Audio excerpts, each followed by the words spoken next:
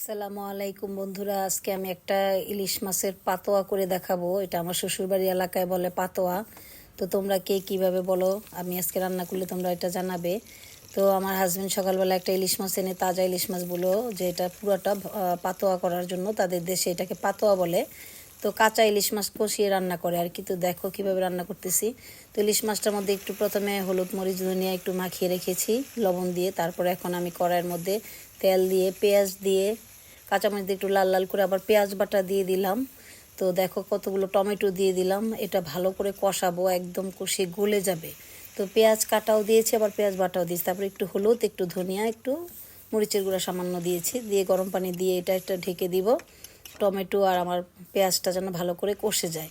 তারপর দেখো একদম ভালো করে কষে গিয়ে তেলটা যখন উপরে উঠে গেল, টমেটোগুলো গলে গেল, তখন আমি এর মধ্যে কাঁচা ডিমগুলো দিয়ে দিলাম। এক সাইডে একটু অল্প ডিম হয়েছিল ইলিশ মাছের। তো একটা আস্ত ইলিশ মাছে আমি নিয়েছি, কিছু আস্ত রেখেছি আর কিছু কেটে দিয়েছি টুকরো টুকরো করে। এটা যত ছোট ছোট টুকরো করে এটা তত মজা হয়। তো এটা আমার শ্বশুরবাড়িতে দেখতাম এভাবে রান্না করতো আমার শাশুড়ি। আমি শাশুড়ির কাছ থেকে শিখেছি, তাদের এলাকায় এটা পাতোয়া বলে।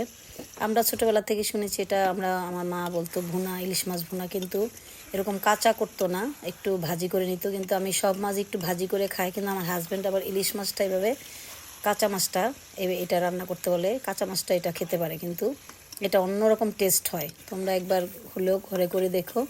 তো দেখো একটু নেড়ে চেড়ে দিলাম, একদম আলতো হাতে এটা নেড়ে চেড়ে দিতে হবে, ঢেকে দিয়ে ভালো করে কষাতে হবে।